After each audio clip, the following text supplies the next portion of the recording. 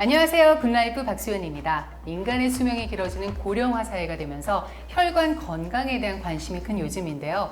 그런데 뇌졸중이나 심근경색을 일으키는 동맥 질환에 대해서는 많이 들어봤는데 전 국민의 50%가 경험한다는 정맥 질환에 대해서는 좀 생소한 것이 사실입니다.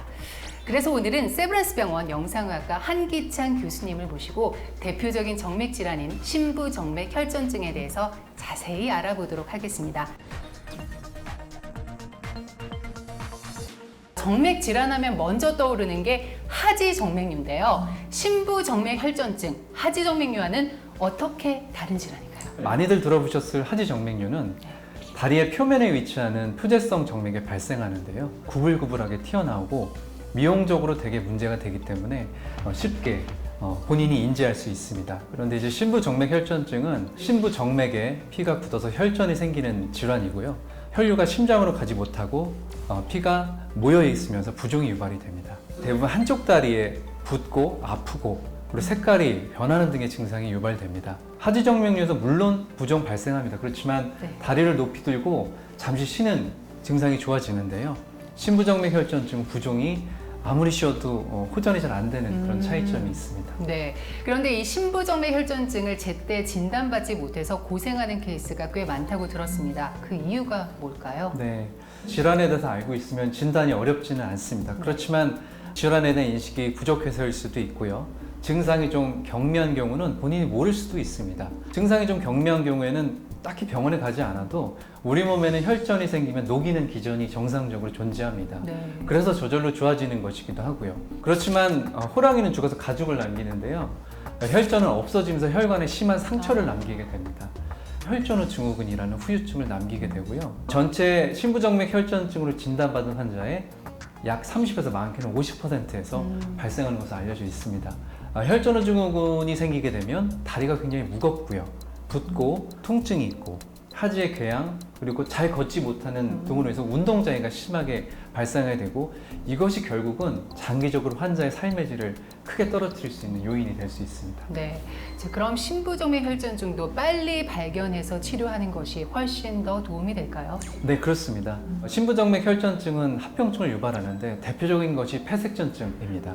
다리에 혈전이 생기게 되면 이것이 떨어져 나가고 심장을 거쳐서 폐로 가게 됩니다. 거기서 폐동맥을 막게 되는데요. 그렇게 되면 갑자기 심한 호흡곤란 그리고 심기항진, 심장이 빨리 뛰게 되고 정말 심하게 된 경우는 급사에 이르게 될 정도로 무서운 합병증입니다. 급성기에 이런 무서운 합병증을 피하더라도 심부정맥 혈전증이 만성화되면 치료가 급성기에 비해서 훨씬 까다롭고 어렵습니다. 그래서 적절한 진단을 급성기에 해주는 것이 굉장히 중요하다고 할 수 있겠습니다. 네. 그렇다면 심부정맥 혈전증이 특별히 잘 생기는 사람 따로 있을까요? 네, 있습니다. 심부정맥 혈전증에는 몇 가지 알려진 위험인자가 있는데요. 먼저 선천적 위험인자로는 혈액을 붓게 하는 그리고 혈액을 녹이게 하는 기전이 있는데요. 이 둘 사이에 불균형이 발생하는 선천적 질환을 가진 환자들이 있습니다.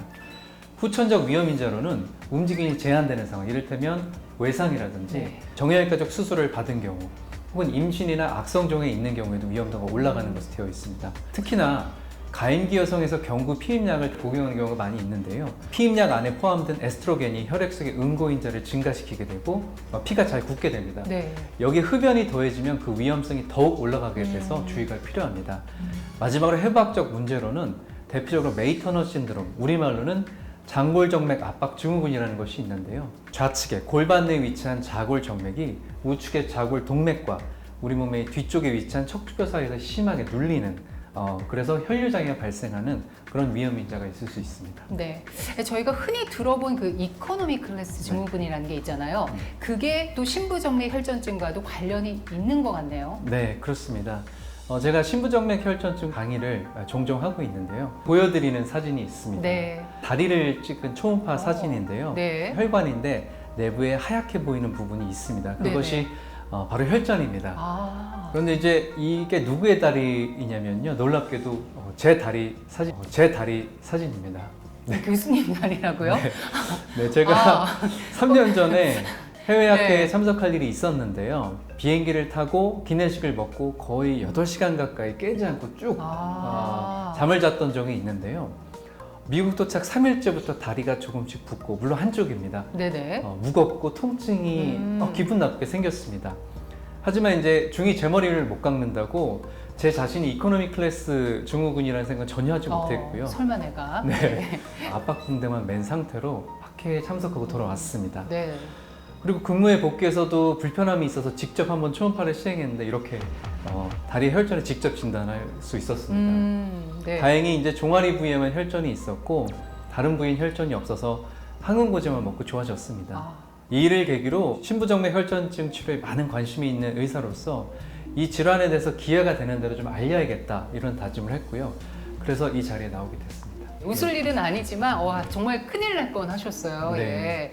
그러면 신부정맥혈전증이 일단 진단이 됐다. 그러면 어떻게 치료를 해야 될까요? 신부정맥 혈전증 치료에 있어서 인터벤션 영상의학회, 심장학회, 혈관외과 학회 등에서 나온 표준 진료 지침에 따르면 가장 중요한 치료는 항응고요법이고, 항응고요법은 혈전이 더 생기는 것을 막는 치료이고요.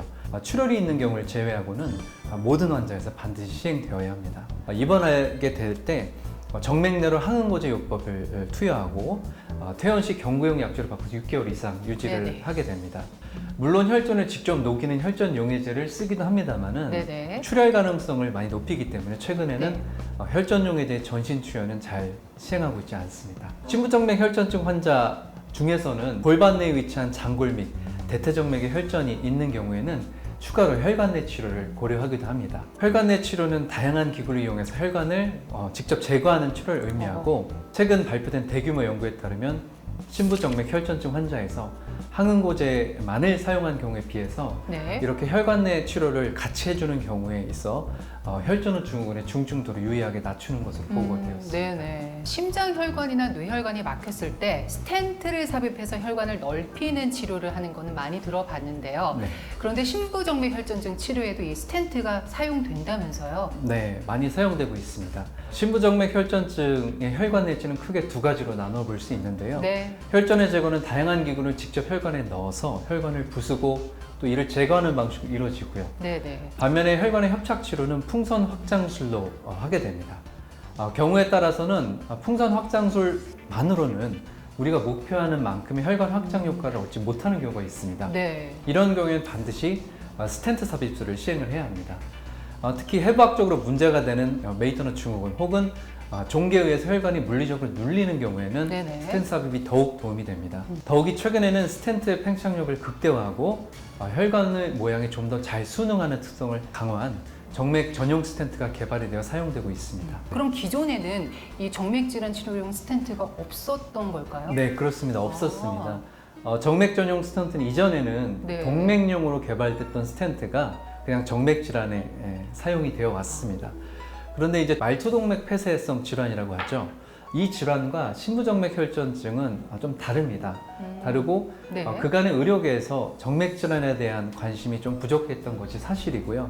그렇다 보니 이제 정맥 질환에 특화된 스텐트의 개발이 조금 늦어졌습니다. 하지만 정맥 질환에 대한 관심과 이해가 깊어지고 네. 동맥용 스텐트를 정맥에 써보니까 좀 아쉽습니다. 환자의 경과를 보니까 기존 스텐트가 조금 개선의 여지가 있었다는 것을 알게 되었고, 이러한 배경하에서 정맥용 스텐트가 출시가 되었습니다. 네, 이런 정맥 전용 스텐트가 기존 제품 이 말초 혈관용 스텐트와는 다른 점 무엇이 있을까요? 신부정맥 혈전증의 협착의 특성은 외부에서 정맥을 심하게 누르는 외력이 크게 작용하는 특성이 네. 있습니다. 또한 정맥은 동맥에 비해서 직경이 훨씬 크고요. 네. 정맥의 주행을 보면 골반에서 뒤쪽으로 이렇게 큰 커브를 형성하면서 또 주행을 합니다. 병변의 길이가 상당히 길게 형성되는 특성이 있습니다. 네. 정맥 전용 스텐트는 이러한 정맥 협착의 특성을 적극 반영해서 동맥용 스텐트에 비해서 팽창력은 극대화하면서 혈관 모양에 좀 더 잘 순응하는 특성을 띠고 있고요. 아울러 직경이 충분히 크면서도 길이가 굉장히 길게 제작이 되어서 정맥 협착을 치료하는 입장에서 굉장히 큰 도움이 되고 있습니다. 네, 치료 방법이 점점 발전되고 있으니 참 다행입니다만 역시 모든 질병은 예방이 네. 가장 중요하겠죠. 신부정맥 혈전증은 예방이 가능한 질환인가요? 뭐 또 어떻게 해야 우리가 예방을 할 수 있을까요? 네.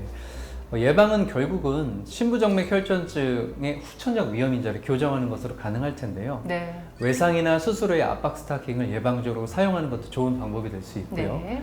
장기간 비행 등을 할 때 자주 일어나는 스트레칭을 하는 것도 도움이 될 수 있습니다. 또한 본인이 경구피임약을 복용하고 있는 경우에는 혈전 발생 가능성이 높다는 것을 좀 사전에 인지하고 있는 것도 도움이 될 것 같습니다. 네, 역시 신부정맥 혈전증이란 질환에 대해 많은 분들이 아셔야 예방도 가능하지 않을까 싶습니다. 네. 신부정맥 혈전증은 증상에 대해서 조금만 알고 있다면 진단이 그리 어렵지 않은 질환입니다.